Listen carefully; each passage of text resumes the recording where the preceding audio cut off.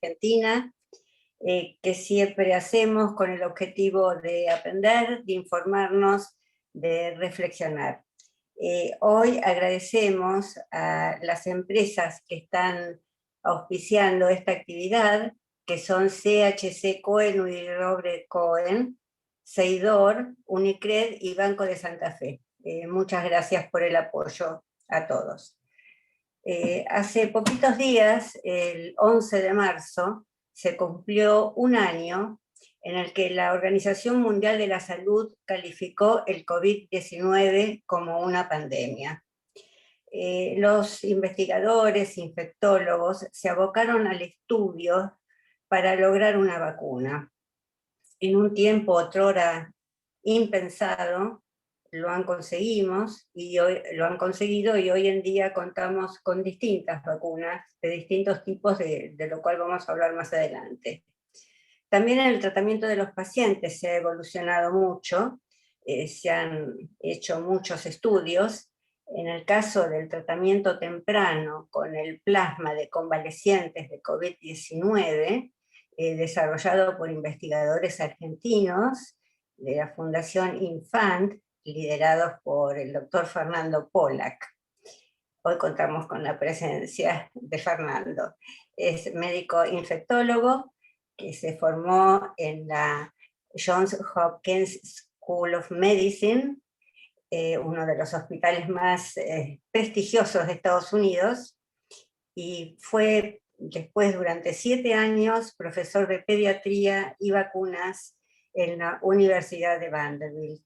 En el año 2003 decidió venir a Argentina y organizar y fundar una ONG, la Fundación Infant, con el objetivo de trasladar todos esos estudios científicos a nuestros niños para mejorar la calidad de vida y la salud de ellos.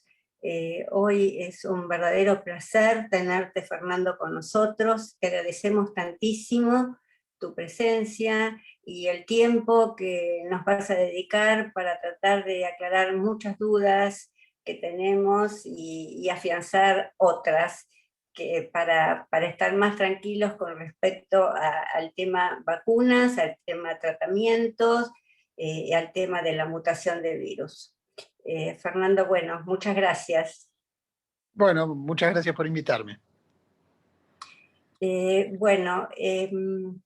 Vamos a empezar con el tema de vacunas entonces, con una frase que me encantó, que dijiste en un momento, ¿no? Que cuando se está en el escenario de las vacunas lo que pasó es un milagro.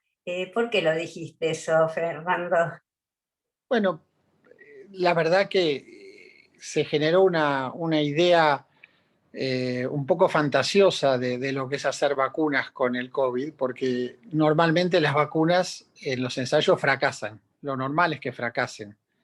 Enfermedades respiratorias comparables al coronavirus, hace 50 años que no tienen vacuna y tienen una lista de estudios en los que los candidatos a vacunas han fracasado larguísima.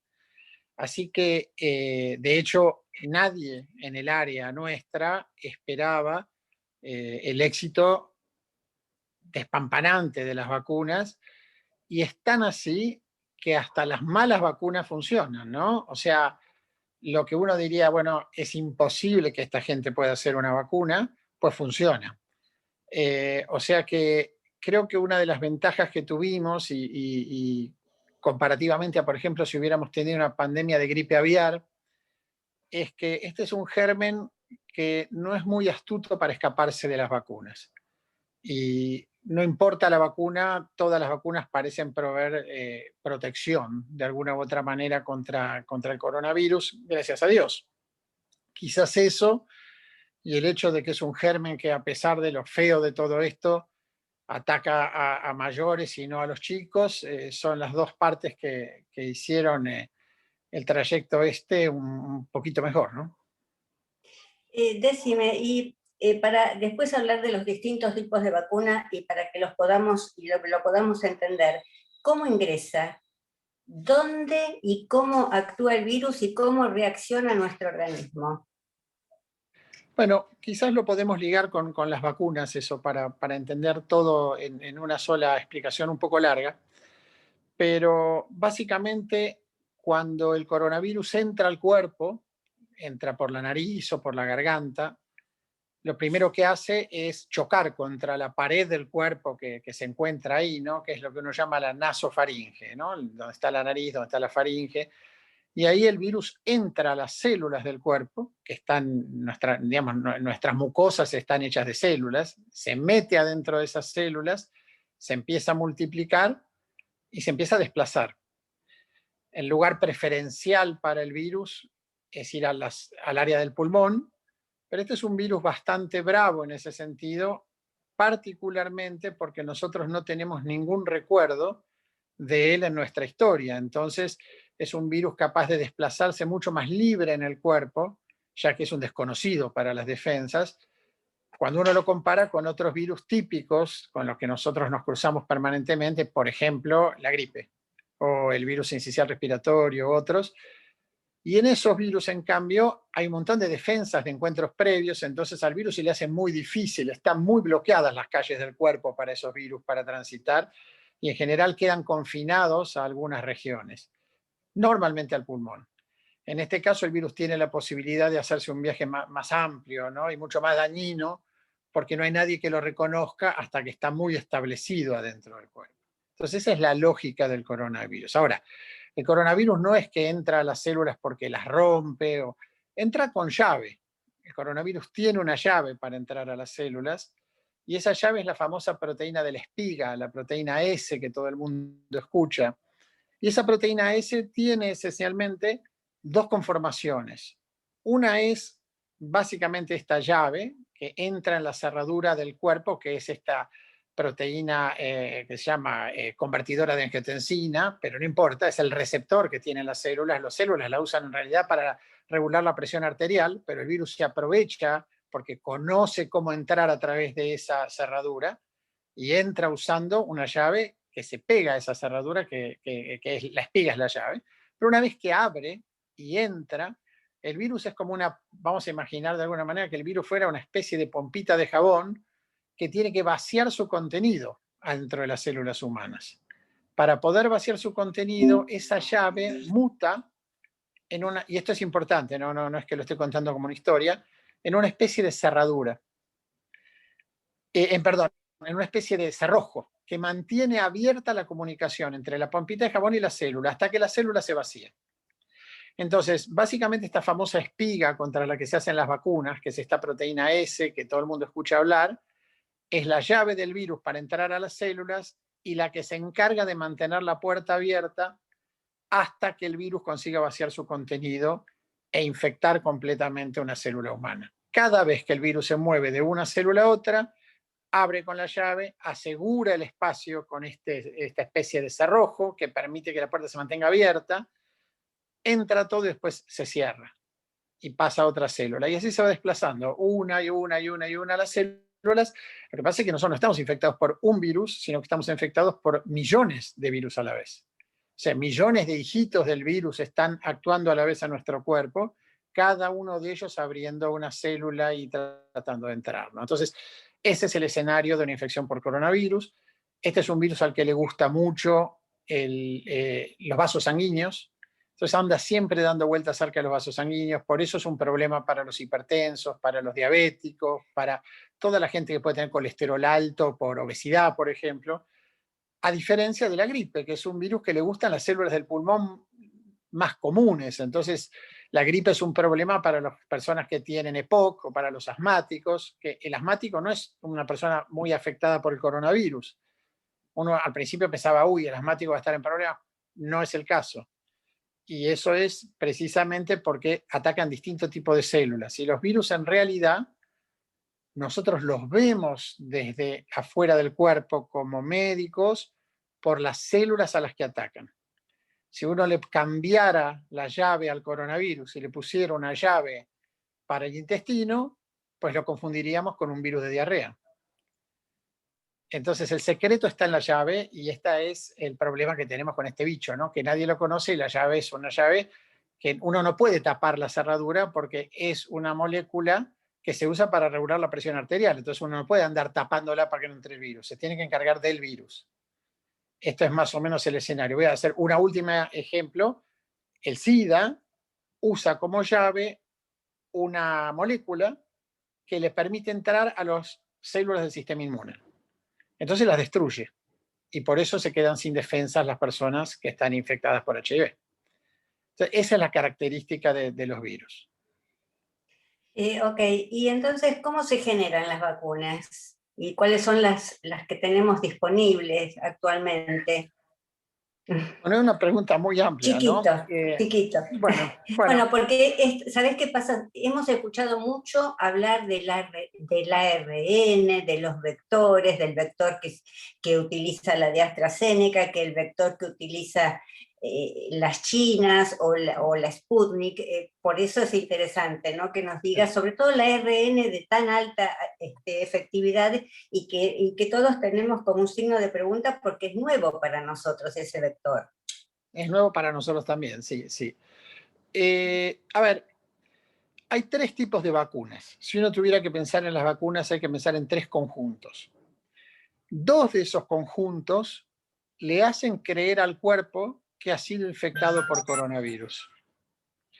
El tercer grupo no le hace creer al cuerpo que ha sido infectado por coronavirus, sino que lo que hace es que le avisa al cuerpo de que le va a mostrar una proteína de algo extraño. El cuerpo no piensa que está siendo infectado, no piensa que tiene una amenaza a largo plazo con la que tiene que lidiar en ese momento, y por lo tanto el comportamiento del cuerpo en ese tercer grupo de vacunas que voy a explicar primero es diferente al comportamiento del cuerpo cuando el cuerpo piensa que está siendo infectado por un virus, un germen, de alguna manera. Entonces, en este último caso, el cuerpo dice, tenemos un problema que nos tenemos que tomar muy en serio porque hay un germen externo que se ha metido en nuestras células, que se está copiando a sí mismo y que va a continuar progresando si no hacemos 2 cosas. Le bloqueamos la circulación por el cuerpo, pero a la vez matamos las células infectadas. Tenemos que hacer todo eso. Y tenemos que estar muy atentos y por mucho tiempo porque este germen se puede ir despertando y haciéndose cada vez más inteligente, así que tenemos que ir sofisticando nuestra respuesta a lo largo del tiempo. Eso es lo que hace el cuerpo cuando piensa que está enfrentando una infección. Eso, lo voy a decir, después las voy a explicar, son las vacunas de ARN y son las vacunas de vectores. En ambos casos, lo que hacen esas vacunas es meter adentro de las células el código genético del virus. No del virus entero, sino de la proteína de la espiga, pero no importa. El cuerpo dice, che, acá hay un código genético que no me pertenece. Alguien se metió adentro de esta célula y le dio la orden de empezar a copiar una proteína que no pertenece al cuerpo humano. Hay que hacerse cargo de eso, hay que empezar a buscar las células que han sido infectadas y matarlas, y hay que generar anticuerpos, que son los que van a andar dando vueltas por la sangre, patrullando para bloquear que este cuerpo extraño se empiece a desplazar por todos lados. Es el principio de la vacuna de Pfizer, de Moderna, que son las de RNA, y es el principio de las vacunas de vectores. El vector es un caballo de Troya que lleva adentro en su barriga un gen de coronavirus. El caballo de Troya se llama adenovirus, porque es otro virus que anda dando vueltas. Y cada uno elige su gusto de adenovirus. Janssen tiene un adenovirus humano, AstraZeneca tiene otro, Sputnik tiene 2, no, AstraZeneca tiene un virus de chimpancé, perdón. Sputnik tiene 2 virus humanos que se usan en serie, pero básicamente siempre el principio es el mismo. El principio es introducir en el cuerpo un gen de coronavirus. En cambio, las vacunas chinas son completamente distintas. Las vacunas chinas tienen esencialmente 2 diseños. Uno es simplemente hacer la proteína del coronavirus afuera del cuerpo y dársela inyectada a una persona. Y la otra es agarrar el virus y matarlo literalmente a martillazos. Se lo pone en formaldehído y se lo mete adentro del cuerpo muerto. Entonces el cuerpo dice, acá hay restos de algo que alguna vez puede haber sido un problema, pero esto no se va a meter adentro de una célula, porque acá no veo ARN, no veo, lo que veo es proteínas, veo como el caparazón de algo que fue. Y por lo tanto el cuerpo monta una respuesta mucho menos sofisticada porque lo que está haciendo es limpiando la casa. El cuerpo no necesita aspiradora, no necesita grandes elementos de limpieza, con una escoba le basta, y las vacunas chinas generan escobas, básicamente, que son anticuerpos para sacarse de encima el virus. Entonces, las respuestas de las vacunas de ARN, Pfizer, Moderna, y de las vacunas de vectores, que son Janssen, AstraZeneca y Sputnik, son, como primera idea, más sofisticadas que la respuesta de las vacunas chinas y la vacuna de Novavax, porque el cuerpo las lee diferente. Después viene una segunda diferencia ya entre las vacunas que le hacen creer al cuerpo que está infectado. Por un misterio que nadie sabe, las vacunas de ARN son mejores que las vacunas de vectores. Cuando uno mira la respuesta de anticuerpos que generan Pfizer y Moderna, son anticuerpos más potentes, más protectores que los anticuerpos que generan AstraZeneca, Sputnik y Janssen.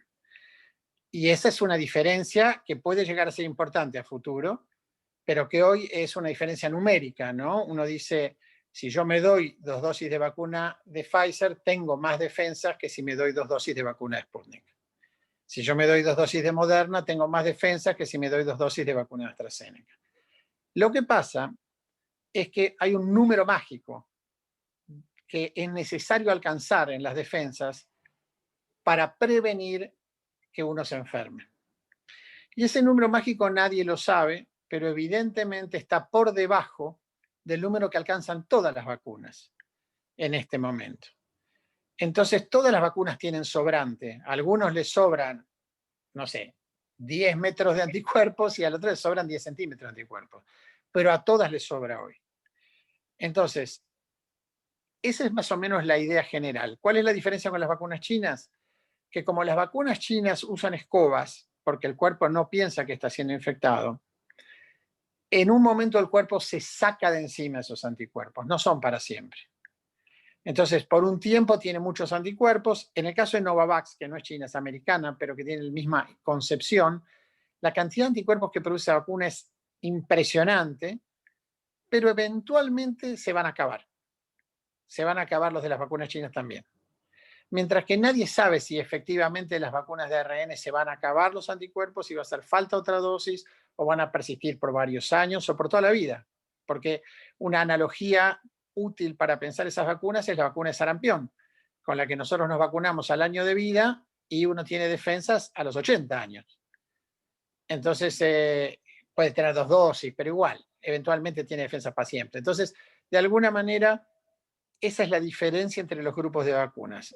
Cuando un país se inclina mucho por vacunas que no son estas que hacen creer al cuerpo que está infectado, se llaman típicamente recombinantes o inactivadas, como las chinas, tiene que tener pensado eventualmente cuál va a ser su política de seguimiento de esos pacientes para revacunarlos por ahí el año que viene, por ahí al año siguiente, pero los van a tener que revacunar, eso es seguro.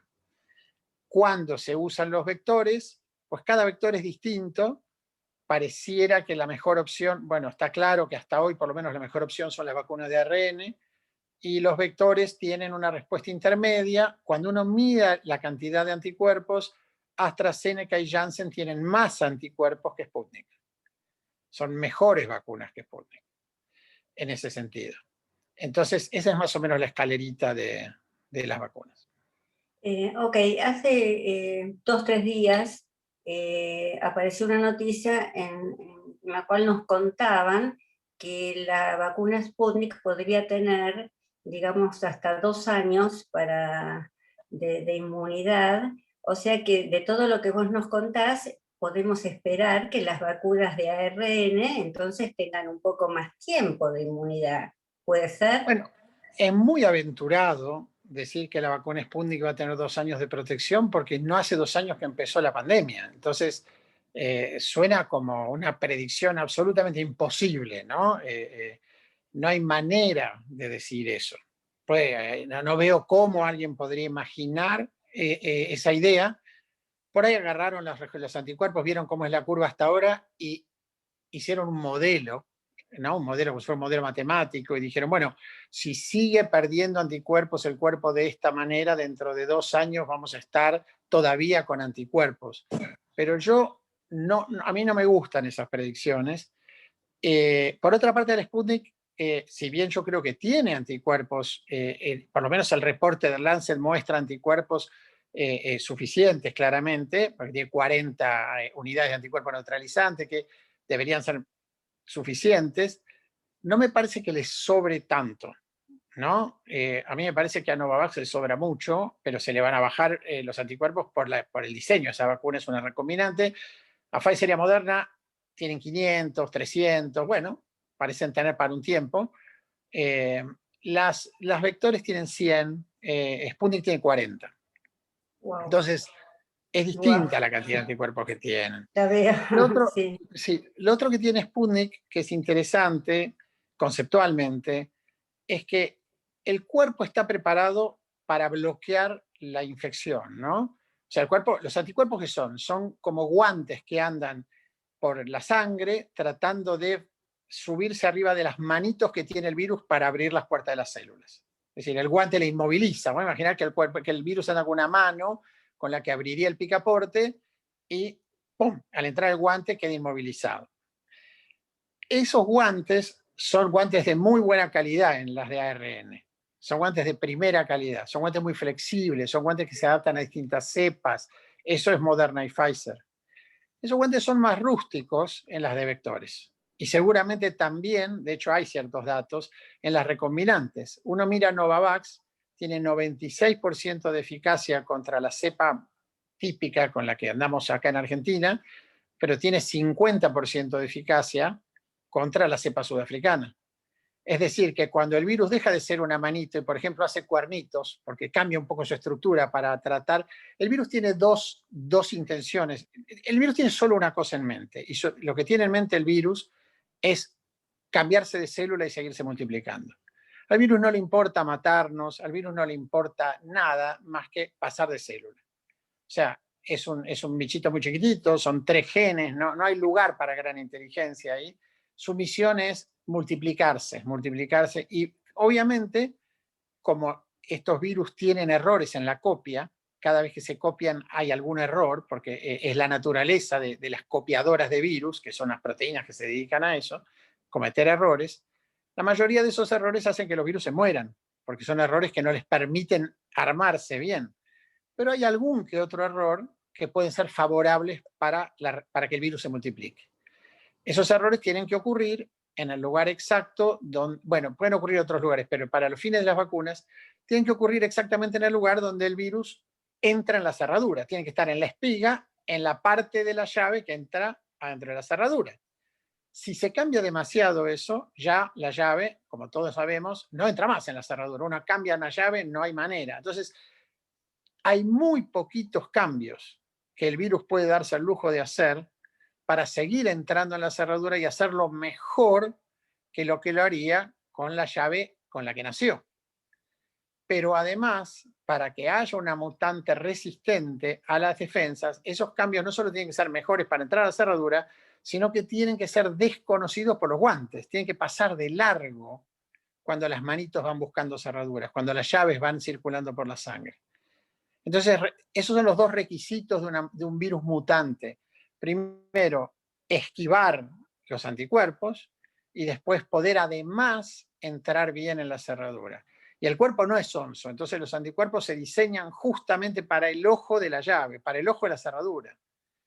Entonces esas tareas son francamente difíciles. En el caso del coronavirus y en el caso de Pfizer y Moderna, los anticuerpos que Pfizer y Moderna han hecho en su vacuna, los que genera esas vacunas, son, digamos, por suerte, bastante sofisticados. Entonces siguen bloqueando la entrada del virus, ya sea la cepa sudafricana, brasilera, inglesa, etcétera, etcétera. No tan eficazmente como en el caso de la cepa americana original, la china, ¿no? Y eso se debe entonces a que cuando uno mira y dice, bueno, ¿cuánto anticuerpo protector tienen estas vacunas? Bueno, normalmente tenían 300 o 500, en este caso tienen 200 o 150. Cuando uno se pasa a las vacunas de vector, AstraZeneca, por ejemplo, pierde una cantidad importante de protección cuando se cruza con la cepa sudafricana. Es decir, por algún motivo la cepa sudafricana consigue eludir AstraZeneca y seguirse metiendo en la célula en muchos casos. La duda es qué pasa con las otras, con Janssen, con Sputnik, eso no lo sabemos.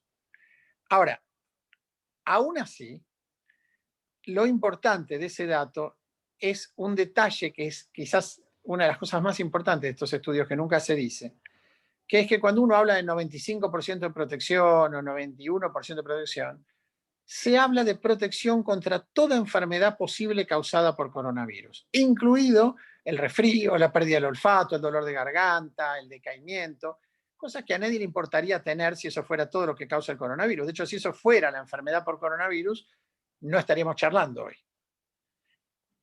Es mucho más fácil proteger el pulmón contra una neumonía grave que proteger al cuerpo contra un resfrío. Por eso nos resfriamos todo el tiempo en la vida. Entonces, la protección en el pulmón seguramente sea mejor en todos los casos y ni siquiera la podemos estimar bien todavía.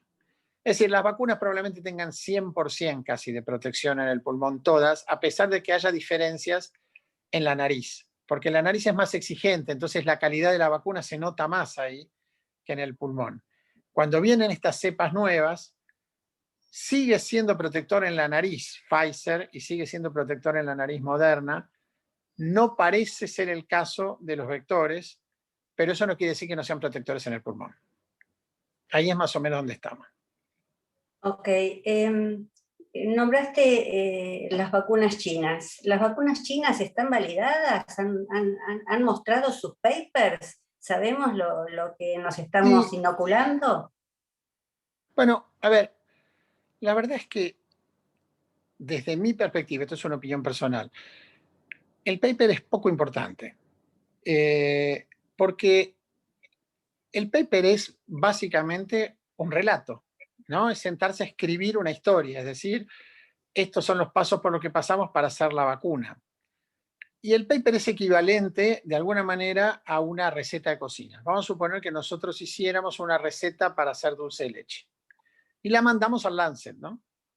Entonces el Lancet lo primero que hace es hacer una decisión editorial y la decisión editorial se trata de decir, bueno, este dulce de leche es interesante, la gente va a leer sobre dulce de leche, vamos a considerar esta receta para ponerla en nuestra revista. Y después llama a un grupo de maestros reposteros y les dice a estos maestros reposteros, bueno, mírame esta receta de dulce de leche y decime si tiene sentido. Entonces, cada uno de ellos dice uno, mira, acá dice que le pone 12 cucharadas de azúcar, después de la sexta el azúcar fermenta y se arruina, esto es una pavada. No, yo no sé, no me cae bien el que escribió el paper y le busco que no me gusta el color con el que salió el dulce de leche y le arruino la publicación. O justo se está publicando otro receta de dulce de leche que es mejor, entonces publicamos. De manera tal que eso es pasar una evaluación que siempre es muy rigurosa, no es ninguna pavada, pero que no habla del experimento, porque el experimento no puede ser auditado por los revisores. Yo soy revisor de esos papers. Entonces yo cuando miro lo que dicen, no digo, a ver, ¿es verdad que este señor de Janssen le inoculó esta vacuna a un señor en Holanda? No tengo la menor idea. Él me dice que sí, para mí es sí.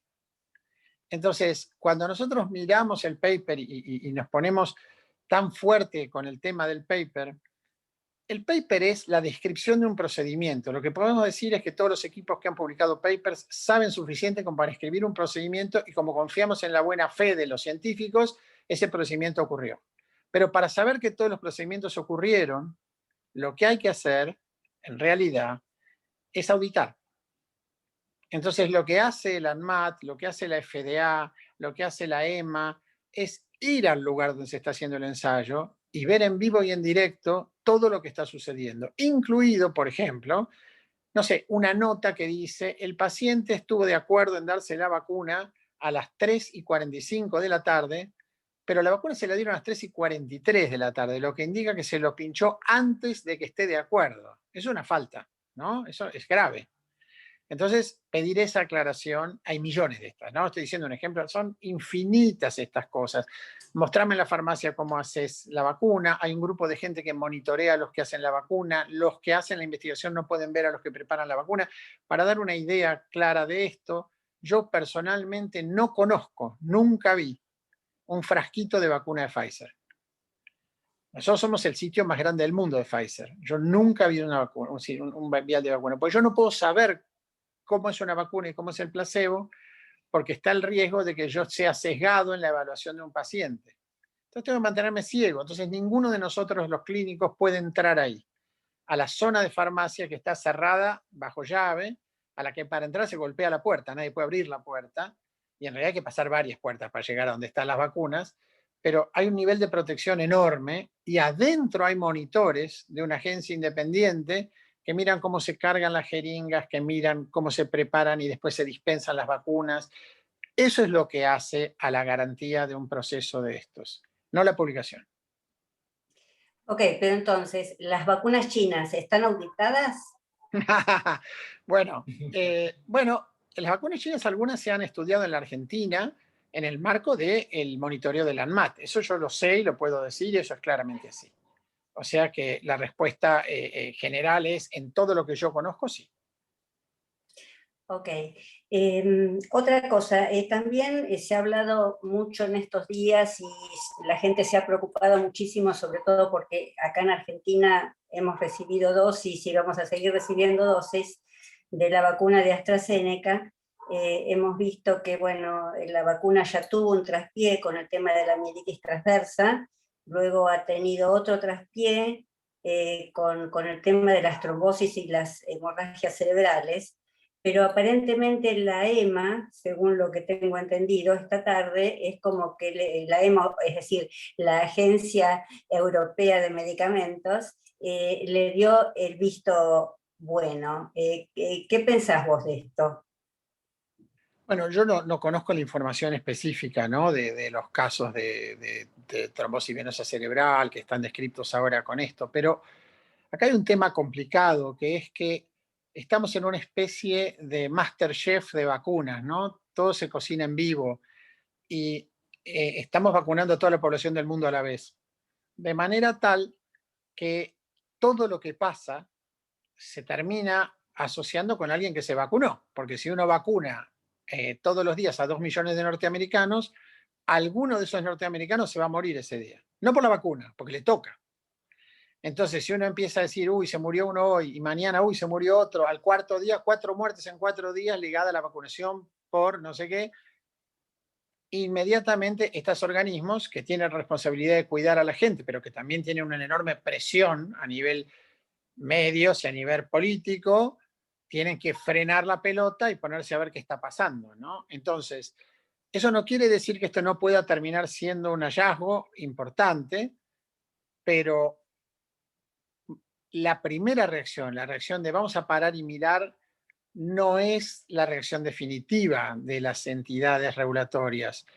Es como una primera, a veces termina siendo que se frena una vacuna. Nosotros trabajamos una vacuna de rotavirus hace muchísimos años. Yo era profesor adjunto, debe estar, no sé, 20 años, que era muy buena para prevenir las diarreas en los chicos, pero en algunos chicos les hacía una invaginación intestinal.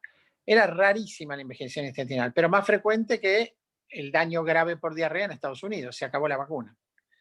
Entonces, eso pasa, eso no es que no exista. Pero también sucede, ¿se acuerdan que sucedió algo parecido con la vacuna y los viejitos en Noruega con la vacuna de Pfizer?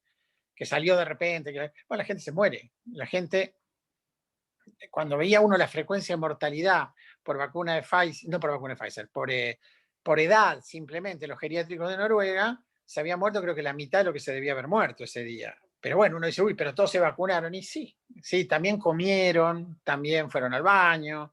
Es decir, hay que distinguir asociaciones, coincidencias de causalidades. Y eso a veces demora un tiempo. Aún como fuese, en la decisión de la EMA se apoya en que creo que son 30 episodios en treintena de millones de vacunados. Uno está hablando de algo extremadamente infrecuente, cuando la enfermedad grave por coronavirus no es extremadamente infrecuente. Entonces hay que sopesar eso, ¿no? Yo siempre me acuerdo una frase de mi viejo que era, el que solo no se equivoca el que no trabaja, ¿no? Y esto es lo mismo, es imposible esperar que estas intervenciones en alguna persona no tengan un efecto indeseado. Eso todavía no existe. La gente se puede enfermar comiendo un marisco o tomando una Coca-Cola. Bueno, eso pasa. Entonces, ahora eso no quiere decir que esto sea el caso, hay que esperar. Ok. Todas las vacunas, excepto las de Janssen, son 2 dosis. Algunas con 21 días, 28 días, o la de AstraZeneca se prolongó 8 o 12 semanas. ¿Cómo es la reacción de los anticuerpos en ese lapso de tiempo? ¿Cuánto nos protegen desde la primera dosis hasta la segunda dosis? ¿Cuánto de protección tenemos adentro? ¿Y cuándo termina finalmente con la segunda dosis nuestro cuerpo de estar totalmente protegido? Bueno, yo te voy a contestar primero usando una analogía que usaba un colega mío en Hopkins que a mí me hacía reír mucho con los antibióticos. Él decía que nosotros dábamos 10 días de antibióticos porque habíamos nacido con manos de 5 dedos. Que si hubiéramos nacido con manos de 4 dedos daríamos 8 y con 6 dedos daríamos 12. Y lo mismo es en este caso. Nosotros tenemos esto contado en semanas porque en algún momento, yo creo que esto viene si no me equivoco, viene del judaísmo, de la era precristiana, esta estructura semanal de 7 días, ¿no?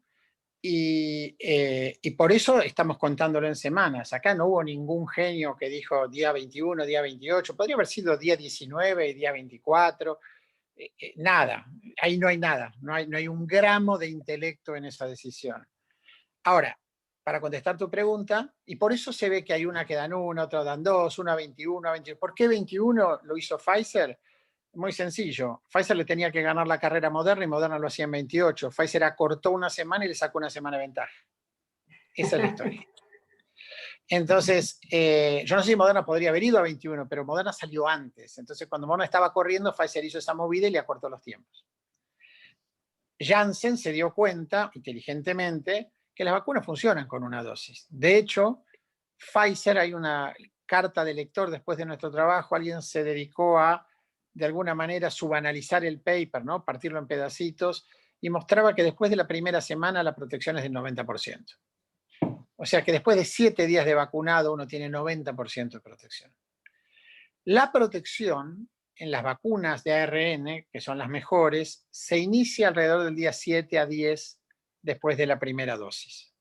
La protección en las vacunas vectoriales pareciera iniciarse el día 18 después de la primera dosis. Entonces parece haber una semana entre las vacunas de ARN y las vacunas de vector, hasta que uno dice, bueno, ya no estoy igual que un tipo que recibió placebo.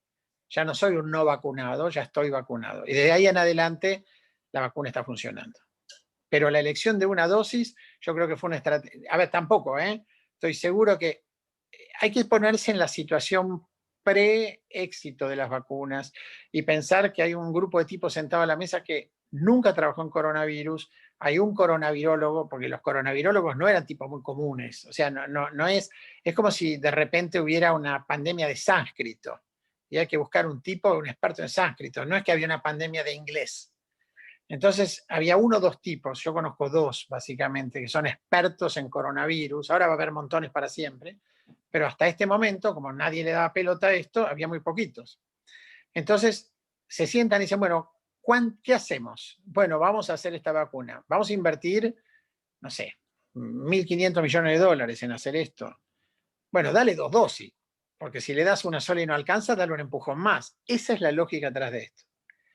Entonces, así como es eso, Janssen dijo, vamos con una, porque ya hay muchos con 2 y necesitamos un diferencial, seguramente, yo no estaba en la mesa, pero deben haber pensado eso, ¿no? Ya parece andar una y ya tenemos como 3 o 4 que están afuera, usemos este diferencial de hacer una única dosis y con eso andamos bien. Y consiguió 66-67% de protección, lo que muestra que la decisión es buena. Contra el resfrío, lo que quiere decir que funciona aún mejor en el pulmón. También se estuvo hablando hoy, estaban hablando en Londres, la posibilidad de mezclar las vacunas, en el sentido de darse una primera dosis con un tipo de vacuna y darse una segunda dosis con otro tipo de vacuna. ¿Hay combinaciones posibles y no posibles para hacerlas?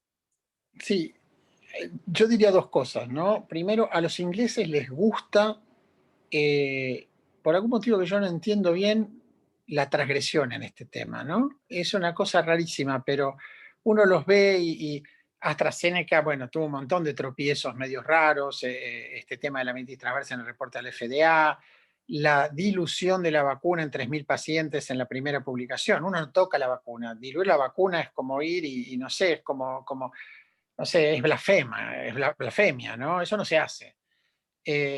Y de alguna manera pareciera como que siempre están como un poquito un paso adelante, los americanos son más conservadores. Dicen, bueno, vamos a mezclar, vamos a hacer una de Astra y una de Sputnik. Eso va a pasar, es inevitable que va a pasar. Quizás inclusive tenga que pasar. Quizás a ciertas vacunas haya que reforzarlas con otra vacuna, por las características estas de los distintos guantes que yo explicaba.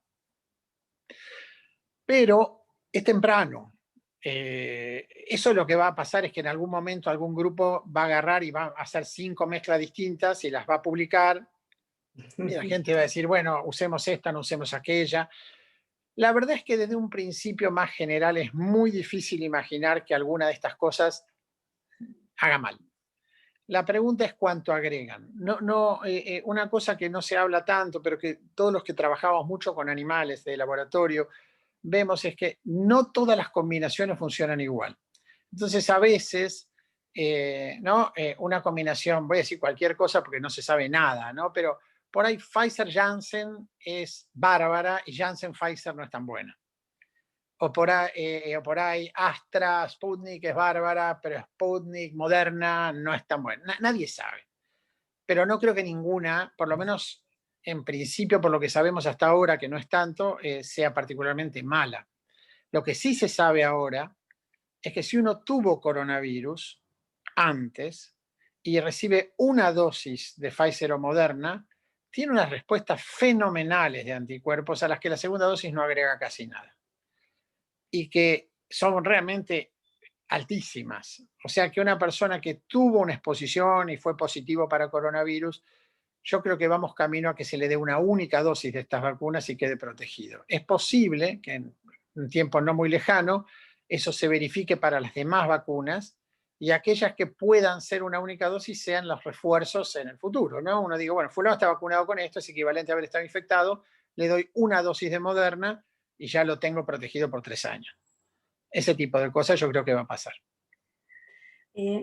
Hablando de eso, entonces, una persona que se contagió, que se curó de COVID, ¿después de cuánto tiempo debería vacunarse? Porque ellos tienen anticuerpos o no, o Sí. cualquier... Bueno, hay un dato interesante, yo lo vi hace un tiempo, que conviene esperar un poquito. Y es un dato que yo vi en algún... Ahora se ha puesto de moda, yo creo que para mal, pero también lo motivó la urgencia, que las publicaciones científicas se hacen, digamos, abiertas al público, incluidos nosotros, antes de ser publicadas. Es decir, antes de ser verificadas por otro colega que diga, bueno, esto tiene sentido. Entonces vamos a suponer que nosotros dos nos ponemos de acuerdo, Ethel, y escribimos que hay un nuevo coronavirus que tiene 6 orejas y corre enloquecido por el cuerpo, borracho. Bueno, si hoy a la noche terminamos el trabajo, lo podemos colgar de uno de estos sitios y mañana lo va a estar leyendo el mundo entero. Es un peligro eso, ¿no? Eso es un poquito lo que explica toda la otra parte de esta pandemia, hidroxicloroquina, etcétera, etcétera. Todas estas drogas que han sido empanadas y que dieron tantas vueltas. Ahora, aún así, en uno de estos sitios hay una información que me parece muy interesante que sugiere que ir acumulando tiempo, 1 mes, 2 meses después del coronavirus, rinde mucho más cuando uno se da la dosis. Hay que saber que uno tiene anticuerpos, no hay que andar jugando con esto. En general, el cuerpo cuando se infecta pasa por un tiempito, nadie sabe cuánto, pero es un par de meses en lo normal mínimamente, en el que está refractario a, a otra infección. Eso es lo que hace que, por ejemplo, uno se infecte, contagie a su mujer o a un hijo y no se recontagie, porque si no sería un rebote interminable, va, viene el virus, no, no pasa eso. Bueno, ese periodo refractario es un periodo de beneficio que uno usa a su favor para esperar para revacunarse. Entonces, primero hay que sentirse bien, después de 15 días, cuando uno se siente bien, cuando le dé la gana, ¿no? Cuando tenga la oportunidad. Y las personas vacunadas, que digamos que o no se contagian o la enfermedad la tienen pero de una manera mucho más leve, con una sintomatología muy leve, pueden transmitir la enfermedad. ¿Cuál es el grado de transmisibilidad según la vacuna que han tenido? ¿Es diferente? Yo conozco muy pocos datos de eso. Nosotros estamos haciendo un estudio, tenemos más de 7.000 personas en ese estudio, creo que son 10.000 en el mundo, con Pfizer. Pero conozco un dato de Pfizer, que es un estudio israelí, que sugiere que alrededor del 80% de los vacunados, digamos que la transmisión baja un 80% en los vacunados respecto de los no vacunados, ¿no? El vacunado no contagia. Es decir, es milagroso, realmente es milagroso, porque eso no pasó jamás en la historia de la medicina. Y lo interesante de esto es no equivocarse y pensar que habla de las grandes habilidades de los científicos, sino que habla en realidad de la pobreza del coronavirus una vez que uno empieza a tener buenas defensas, ¿no? Como rival. Lo que pasa es que hoy es contraintuitivo, porque uno ve el desastre que ha hecho el coronavirus, toda la desgracia que ha causado, y es muy difícil pensarlo de esa manera. Pero el coronavirus no es astuto contra una vacuna. Ahí es donde se las ve en problemas, esa es su debilidad. Estamos en el mes de marzo, que es un mes en el calendario nuestro argentino de vacunas, en los cuales tendríamos que vacunarnos con la vacuna antigripal y antineumocócica. ¿Qué hacemos? Es decir, no, hay determinada población etaria que no vamos a tener acceso todavía a la vacuna. ¿Nos vacunamos? ¿O cuánto tiempo de diferencia? ¿Cuánto tiempo de diferencia tiene que haber si nos vamos a vacunar contra la del COVID, suponete, la semana que viene, y después quisiéramos vacunarnos con la antigripal o si tenemos la segunda dosis de la antineumocócica? Nosotros teníamos unas reglas de 15 días, no me acuerdo honestamente, la verdad que no te puedo contestar exacto, pero teníamos una regla, yo no me acuerdo si eran 28 o 15 días, en el que había lo que llamaba un retraso temporal, cuando venía una persona que se había vacunado con gripe al estudio y había que entrar en el estudio a recibir vacuna COVID. Sin duda la prioridad es recibir vacuna COVID, pero no hay que engañarse, el año pasado no hubo gripe y el año pasado no hubo varios virus respiratorios porque estuvimos todos en cuarentena. Eso quiere decir que todos nosotros hemos perdido defensas contra esos virus. Y si uno mira el comportamiento de los otros virus respiratorios, esto como las 7 plagas, ¿no?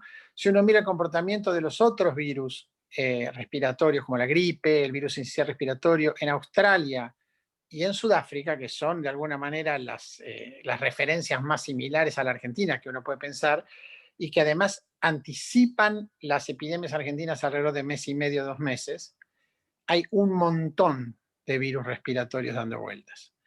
Entonces, yo creo que esta temporada, que los chicos vuelven al colegio, que hay mucha más circulación, estos virus se van a ingeniar para darse una panzada en nuestras poblaciones. Así que hay que vacunarse.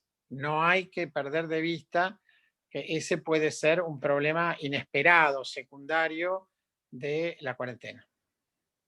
Bueno, vamos a pasar ahora a una segunda parte, que es la parte de tratamientos y la parte que te concierne mucho, que es el tema de toda la investigación, el desarrollo que han hecho ustedes sobre el plasma de convalecientes de COVID-19. ¿Qué han logrado con eso? ¿Cuánto han disminuido la internación en los pacientes mayores de 65 o 70 años? ¿Y cómo es el protocolo si un infectado quiere que se lo apliquen? Sí. Bueno, a ver, yo creo que el mensaje central hoy es que hay que vacunar, vacunar y vacunar. Ese es el principal mensaje. O sea, esta pandemia hay que correr al virus con las vacunas y sacarlo del medio y tratar de hacerlo lo antes posible para que el virus no haga el chiste de correrse al costado de alguna de las vacunas y volverse más complicado, ¿no? Más complicado de despejar. Eso es como el mensaje más importante. Ahora, está claro que no estamos en esa situación hoy. ¿Y qué pasa con una persona mayor de 65 años que desarrolla la enfermedad y cómo se protegen? Bueno, hay varios detalles que son muy importantes en esto. Acá hay un problema para mí en general, es un problema mundial, no es un problema argentino, que es que el mundo, no solo el mundo médico, la gente odia los detalles, ¿no? La gente quiere las cosas simples. Por eso es tan atractivo cuando aparece alguien y dice que con un caramelo de propóleo cura todos los males, ¿no? Este tipo de soluciones mágicas siempre son muy atractivas. Y en realidad, eh, eh, para que este plasma funcione, hay varias cosas que tienen que pasar. La primera que tiene que pasar es que el plasma es como el seguro de salud. Uno no saca OSDE o Swiss Medical cuando tiene un infarto, sino cuando está sano. Para que lo que quiere es que el día que se enferme grave tenga la cama en Los Arcos o en Otamendi o donde sea, ¿no? Bueno, la misma lógica se aplica al plasma. El plasma hay que recibirlo cuando uno está sintiéndose bien, que es cuando uno niega estar enfermo, porque nadie quiere estar con coronavirus. Entonces el razonamiento clásico es, no, me siento mal porque no tomé la pastilla de la tiroides, estoy un poco tirado, no, pavadas que uno obviamente hace porque nadie quiere decir, pucha, empecé un rumbo que no sé a dónde va, que es la sensación que uno tiene cuando tiene coronavirus. Yo tuve coronavirus 2 veces, la sensación es esa, hoy está todo bien, vamos a ver qué pasa mañana, ¿no? Entonces, en ese momento es cuando hay que actuar, porque la ventana para que el plasma sea útil es los primeros 3 días después de empezar a tener síntomas, porque no hay que equivocarse, uno no tiene coronavirus hace 3 días cuando tiene síntomas por 3 días, tiene coronavirus hace 8 días, porque estuvo incubando 5 días en los que el coronavirus se fue pasando célula por célula por célula usando la llave, al punto que en un momento desequilibró el cuerpo y empezó a hacer síntomas. Y entonces empieza el día 1, el día 2, el día 3. Entonces estamos mucho más avanzados de lo que imaginamos. Entonces hay que apurarse. Esa es la primera lección. Si uno demora, el virus, vamos a suponer que uno el día 6 de enfermedad termina yendo a la guardia del italiano y diciendo quiero plasma, pues uno está en día 11 de enfermedad. El virus ya se fue del alcance de uno. Y ahí el plasma no sirve. Entonces, primero, muy temprano. La segunda condición es que hay que entender que el plasma en sí mismo es un líquido que está lleno de distintas proteínas. Hay plasma que no sirve para nada y hay plasma que protege contra el coronavirus. Y la diferencia está en la cantidad de anticuerpos protectores que están adentro de ese plasma. El plasma es el líquido que hace que los glóbulos rojos y los glóbulos blancos transiten por las venas y las arterias sin quedarse atrapados en el camino.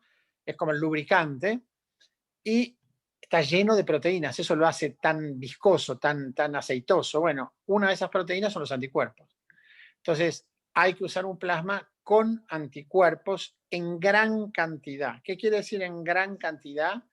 Bueno, los plasmas que sirven más o menos yo diría que son el 15% más alto de los que dan los donantes. Entonces, si uno convoca 10 donantes o 20, vamos a decir 20 donantes, se queda con 3 y hay 17 que no sirven.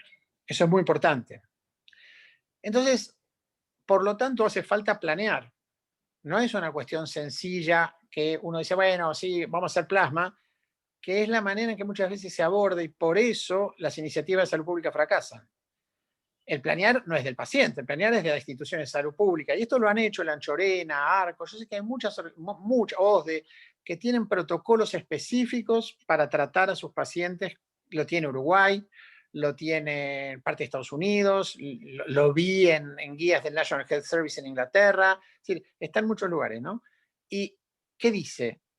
Que hay una cantidad de anticuerpos mínima que tiene que tener ese plasma, además del grupo sanguíneo y todo eso, ¿no? Hay una cantidad de anticuerpos mínima que tiene que tener para que al pasarlo a la sangre de un paciente, donde hay 5 litros de plasma y uno está lanzando un cuarto de litro, ese cuarto de litro distribuya suficientes anticuerpos en los 5 litros del receptor para que aún así siga bloqueando el desplazamiento del virus. Ese número, es un número mágico otra vez, es 3200. Se llama así, 1 en 3200. El problema es que no se ha hecho en general un esfuerzo suficiente en el mundo para que los plasmas estén medidos con ese ensayo que permite decir el número es 3200. Entonces, se miden con otros ensayos. Entonces dice, bueno, nuestro ensayo es de 1 a 7, ponemos 5. Nuestro ensayo es de 1 a 14, ponemos 12, ponemos 8. Y 8 por ahí es 1600, no 3200. Entonces, después el plasma no funciona. Entonces, ahí está el secreto del uso del plasma. La cantidad de anticuerpos que están en el plasma, y uno tiene que ser muy, muy insistente con un familiar cuando va a una institución, en que no es plasma con alto título de anticuerpos y cuánto y cómo se midieron. Suena muchísimo, pero para hacer cuando uno está tan asustado, pero a la vez es un tratamiento muy fácil, porque una vez que esa bolsa está, el tratamiento es 1 hora, hora y media ambulatorio, uno se vuelve a su casa, se acabó. Y en un 75% de los casos, nunca más se interna. Entonces, vale la pena. ¿Hay un banco de plasma? Ustedes, digamos, ustedes concentran la gente que dona plasma la concentran en Infant y hay un banco de plasma? No, nosotros hicimos un banco de plasma cuando hicimos el estudio y teníamos un equipo enorme de gente, de voluntarios que convocaban a donar plasma. Llegamos a tener como 500 donantes, de donde elegimos los plasmas que usamos para nuestros estudios. Después entregamos eso en donación a las instituciones para que pudieran utilizar el plasma. O sea, lo repartimos para que haya en distintos lugares, pero renunciamos a la pretensión de ser el Estado, ¿no? Y ahí le toca al Estado. Le toca al Estado, yo sé que hay lugares privados que lo han hecho muy bien, sé que el Estado ha reglamentado, no sé exactamente cómo es el proceso, no puedo decir ni bien ni mal, pues no lo conozco, no he estado en los distintos lugares, pero a ver, yo siempre medio me fastidio en esto, porque yo creo que la pretensión desde la salud pública a nivel mundial de salir fácil de esto es mínimamente ingenua, ¿no? Esto es difícil, es una enfermedad espantosa que causa muchos problemas. Entonces, la idea de que uno no tiene que hacer un esfuerzo y hacer un plan de salud elaborado y saber que, bueno, entonces no habría coronavirus si fuera tan fácil. Así que ahí está el tema. Ahora, esa solución del plasma requiere donantes que tengan muchos anticuerpos. Entonces, por ejemplo, en un país donde hay vacuna de Pfizer, como lo decíamos antes, una persona tuvo coronavirus, pues se vacuna con Pfizer, tiene anticuerpos, pero es una fuente de anticuerpos. Entonces, esa persona es un donante fantástico para plasma. El tipo que se infectó y después se vacuna, en general, es mejor que el que se vacuna. Pues si uno piensa que una Sputnik genera 40 unidades de neutralización, uno le saca sangre al paciente con Sputnik, tiene un cuarto de litro de plasma con 40 de neutralización, lo mezcla en 5 litros, lo está diluyendo uno en 20, quedaron 2 de neutralización por el cuerpo, ¿no? El resto se perdió, porque se diluye en 20 en el cuerpo grande del receptor. Ahí ya no sirve. Entonces, lo que le sirve a la persona que está protegida por el anticuerpo es insuficiente para proteger a la siguiente persona. Entonces, ahí se trata efectivamente de alcanzar, de acceder a aquellas personas que tienen mucho anticuerpo.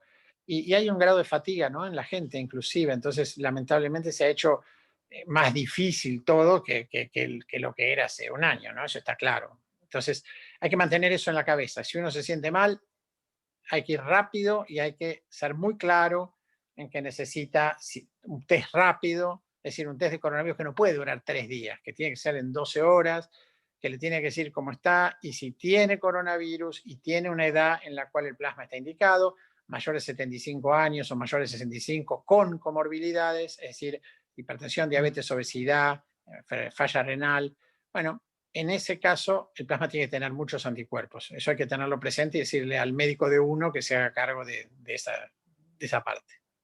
Claro, haría falta también una campaña mediática, ¿no? Para que la gente tome conciencia de que tiene que donar, que no le hace daño a nadie y que está ayudando a mucha gente. Sí, sí, sí, sí. La verdad es que en los países donde la vacunación va como va, se empieza a ser inútil, ¿no? Uno dice Estados Unidos, Israel, países europeos, está vacunando, mismo Chile, que está avanzando como está avanzando, uno dice, bueno, pero nosotros hoy yo creo que nos vendría muy bien. ¿Y cuánto tiempo se puede almacenar el plasma una vez que lo obtienen de las Un personas? montón, un montón. Porque el plasma queda en el freezer y puede estar 6 meses en el freezer. Un montón. Hay un Ah, ok. tiempo para donar, pero es un montón. Un montón. Hemos visto, bueno, que hay distintos protocolos de tratamiento que yo lo veo según las instituciones también. Hay gente que entran, se internan con una neumonía, por eso los internan, y le dan por varios días paracetamol hasta ver qué pasa. Otras instituciones le dan paracetamol y le agregan betametasona. Otras le dan paracetamol, betametasona y un antibiótico. Otros les dan paracetamol, heparina, etcétera, etcétera. Es decir, no hay un protocolo unificado, sino que cada institución o cada equipo médico establece su propio protocolo. Bueno, hay cosas que se saben. Yo no soy médico clínico, ¿no? Soy pediatra, entonces estoy un poquito separado del tema en ese sentido. Pero se sabe que los corticoides en la enfermedad severa son útiles y son importantes. Eso lo saben todos, nadie se priva de usarlos. No imagino a nadie no usándolos. Se sabe que hay algunas drogas antiinflamatorias que le agregan beneficio al corticoide. Se sabe que la hidroxicloroquina no sirve para nada. Se sabe que la citromicina, que en un principio estuvo de moda, también no sirve para nada. Se sabe que algunos antivirales contra el HIV, que se habían empezado el primer día, ritonavir, creo que otro más, no me acuerdo cuál era, tampoco. Y se sabe que cuando uno está yendo a buscar el virus y no está yendo a modular la respuesta inmune, el virus empieza a entrar célula por célula, empieza a descargar toda una reacción, ¿no? El cuerpo empieza a alertar que hay un intruso y ahí se empieza a inflamar el cuerpo. Entonces por ahí está el corticoide y están estos moduladores de la inflamación más sofisticados, pero los primeros días lo que hay que hacer es parar el virus. Para parar el virus está el plasma, para parar el virus está el remdesivir en los primerísimos días de enfermedad, es muy caro. Y para parar el virus están otros antivirales que siempre están en ensayo, etc. Estamos ahí.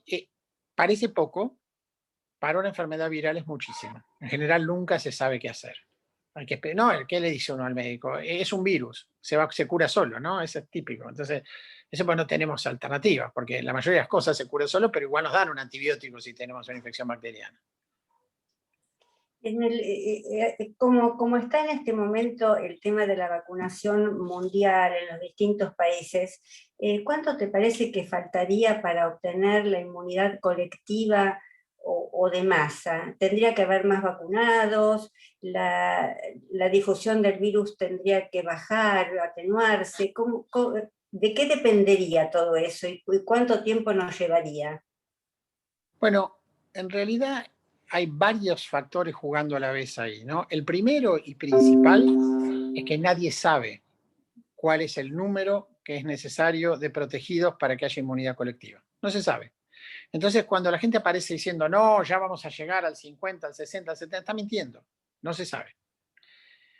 Intuimos por las olas que no es demasiado alto. Porque las olas, cuando un virus de esto, cuando el coronavirus se va de Madrid, aunque vuelva 6 meses más tarde, se va porque se le saturó la población. No es que se cansó de ir a los museos y dice ahora me voy a otro lado. Se va porque no tiene más por dónde circular. Se le hace muy difícil la circulación. Entonces, el virus en ese contexto, lo que le pasa es que tiene que pasar de una persona a otra y en el medio tiene un par de personas que ya están protegidas y no llega a la siguiente persona. Eso es inmunidad colectiva. Hay virus muy hábiles para saltar de una a otra, sarampión, y hay virus muy torpes para saltar de una a otra. Probablemente el coronavirus esté más parecido a los segundos que a los primeros, ¿no? El sarampión necesita 90% de inmunidad. Ahora, eso no quiere decir que el virus no esté modificado ese factor de transmisión, ese contagio, por conductas humanas. ¿Y cuáles son las conductas humanas que lo modifican? Bueno, primero que nada, las cuarentenas. Cuando uno tiene guardada a la población, la ecuación se da solamente en los expuestos. Los que no están expuestos no entran en la ecuación. Es decir, si uno encerrara en un frasco a una parte de la población, esa población no entra en el cálculo del porcentaje de inmunes, porque no se contacta con los demás. Eso empieza pasando en la primera ola en general. En la segunda ola ya sale todo el mundo y ahora uno ya no tiene. Vamos a suponer que hay 200 personas en una ciudad. 100 se quedan encerradas en las casas sin contacto con nadie y 100 salen a dar vueltas. Se infectan 50, 60 y el virus se va. Dice, no, ya no llego porque los otros 40 me quedan muy lejos, siempre tengo a alguien en el medio y no puedo pasar. A los 2 meses hay 100 que estaban encerrados que salen. Che, el virus se fue. Ahora hay 100 más 100, hay 60 infectados, pero hay 140 susceptibles. Porque salieron 100 que nunca habían visto el virus. Entonces la protección es 30%, no 60%. En ese momento el virus vuelve otra vez a circular. Y eso son las olas, eso es lo que estamos viendo y interpretando como olas. A eso se agrega que, como yo te decía, es mucho más fácil proteger el pulmón que proteger la nariz. Entonces, la protección de la nariz es como la marea. Sube y después baja de a poquito. Porque el cuerpo necesita la nariz libre para reconocer amenazas. El cuerpo con la nariz tapada es un submarino al que le pintas el periscopio de negro y no lo dejas ver nada, se choca contra todo. Entonces el cuerpo trata de tener un tiempito en el cual tiene tapada la nariz con defensas para que vos no te rebotes la enfermedad con la gente con la que vivís, después destapa la nariz y dice, bueno, si te resfrías no me importa. Si te resfrías, no te importa a vos, porque no te agarrás una neumonía la segunda vez, en general. Pero sí le importa al tipo que acaba de salir de la cuarentena y te encuentra y vos se lo pasás al virus. Entonces, todo esto es lo que está en la danza de la inmunidad colectiva y por eso es tan difícil, porque tenés poblaciones que aparecen por primera vez, poblaciones que ya estaban, poblaciones que pierden la inmunidad de la nariz.